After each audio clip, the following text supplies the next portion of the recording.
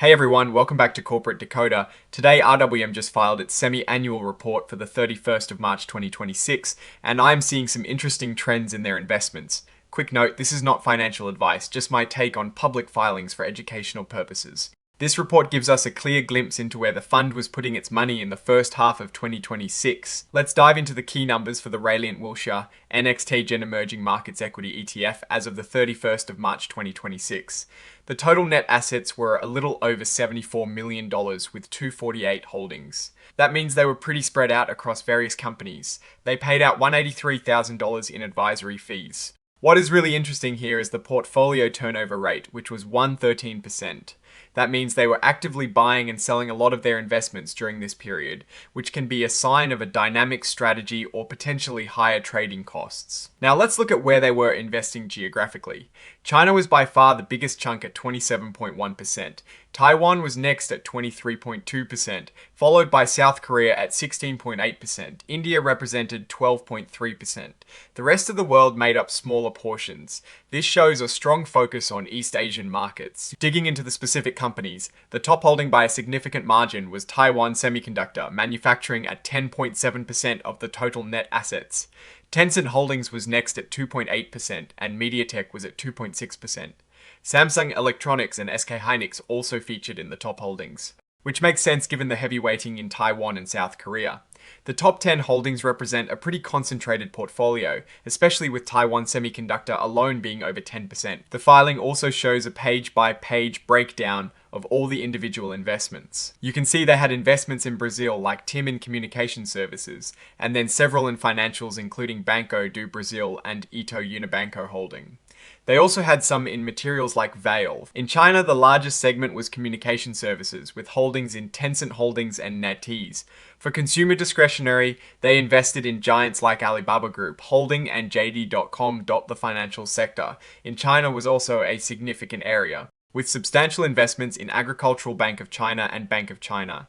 It is clear they were heavily invested in major Chinese tech and financial companies. Looking at South Korea, a massive part of their holdings was in information technology, with huge positions in Samsung Electronics and SK hynix.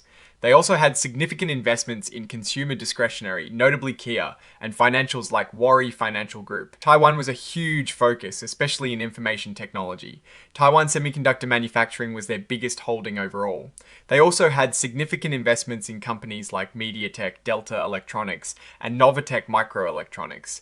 This heavy concentration in Taiwan's tech sector, particularly in semiconductors, really stands out. Adding it all up, the total value of their common stock investments was over $72 million, with a cost basis of about $68 million.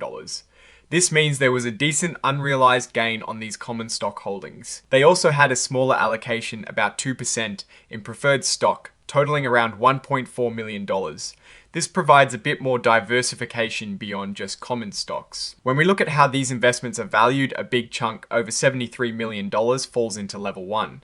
This means they are valued using quoted prices in active markets, which is generally the most reliable form of valuation. Only about $796,000 were in level 2, meaning they relied on other observable inputs and no investments were in level 3, which would indicate reliance on unobservable inputs. This suggests a portfolio largely made up of liquid, actively traded securities. Now let's switch gears and look at the Rayliant Wilshire NxtGen US Large Cap Equity ETF.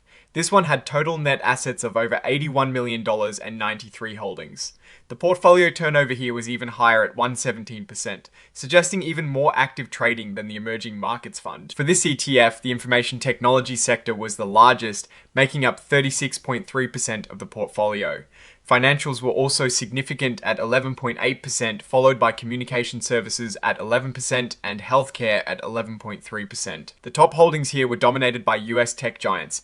Apple led the pack at 8.6%, followed by Nvidia at 6.2%, and Microsoft at 3.9%, Amazon.com, Meta Platforms, Cala, Lam Research, Gilead Sciences, and Alphabet all also featured prominently. This portfolio is heavily concentrated in large-cap US technology and healthcare companies. The total common stock investments were valued at over $80 million, with a cost of about $78 million.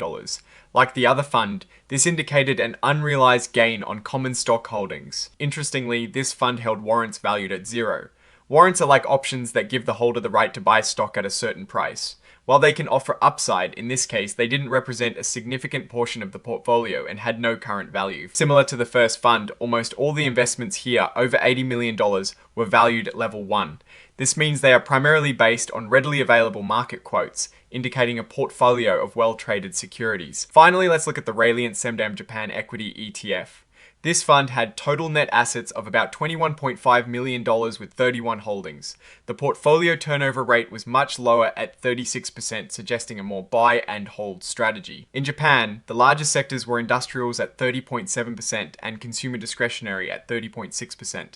Information technology was next at 13.2%, followed by financials at 7.5%. The top 10 holdings were primarily Japanese companies. Mitsubishi UFJ Financial Group was the largest holding at 5.9%. Then we have Fujikura Food and Life, Toyota Motor, and Resonac Holdings.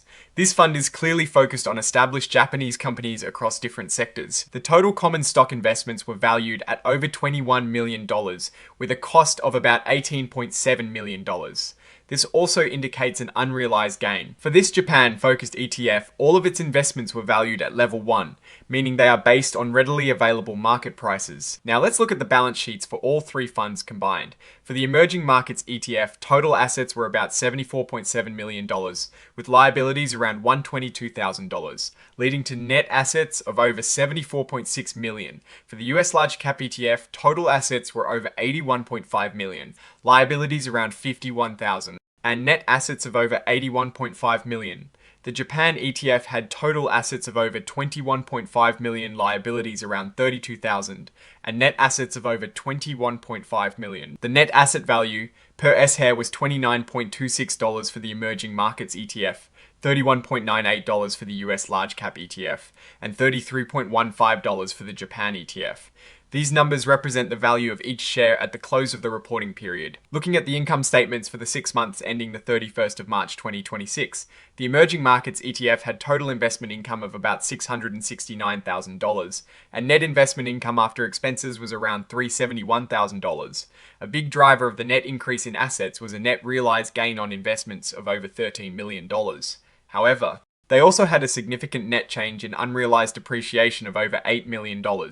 Overall, they reported a net increase in net assets from operations of over $5.4 million. The US Large Cap ETF faced a net decrease in net assets from operations of over $2.6 million, largely due to a significant unrealized depreciation. The Japan Equity ETF also saw a net decrease in net assets from operations of about $100,000. For the Emerging Markets ETF, the total return for the 6 months was 6.51%. The US Large Cap ETF actually had a negative total return of negative 3.32% for the same period. The Japan ETF had a total return of 1.51%. The filings also mentioned tax information. It is important to note that the funds intend to qualify as regulated investment companies for tax purposes, meaning they generally pass through income and capital gains to shareholders. Therefore, they aren't making provisions for federal income taxes on their financial statements. There are also significant risk disclosures. For the Emerging Markets ETF, there is a clear concentration in China and Taiwan, meaning economic or political events in those specific countries could have a large impact. The US Large Cap ETF is heavily invested in technology and healthcare, so any downturns in those sectors could significantly affect performance. The Japan ETF, while more diversified geographically, still has a strong focus on industrials and consumer discretionary sectors. The report also highlights risks related to derivatives, active management, and passive strategy, and the specific risks associated with investing in emerging markets like China and Japan. Finally, the company adopted a new accounting standard related to income tax disclosures. This change affects how they report tax information but does not alter the underlying financial performance of the funds. Overall, these filings show a pattern of focused investment strategies, particularly in technology and East Asian markets for the Emerging Markets ETF. The high portfolio turnover in some of these funds suggests active management, aiming to capture short-term opportunities or adjust to market changes, while the broad market exposure is there through large cap and emerging markets funds. The concentration within specific sectors and countries presents both opportunities for growth and risks of concentrated downturns. The negative returns for the US large cap ETF in this 6-month period, attributed to unrealized depreciation, highlights the volatility inherent in these concentrated tech and healthcare holdings, even for large cap companies. That is my take. Stay decoded. If this analysis was valuable, hitting that like button really helps, and subscribe for more deep dives. The research tools I use are linked in the description below. They help keep this channel going.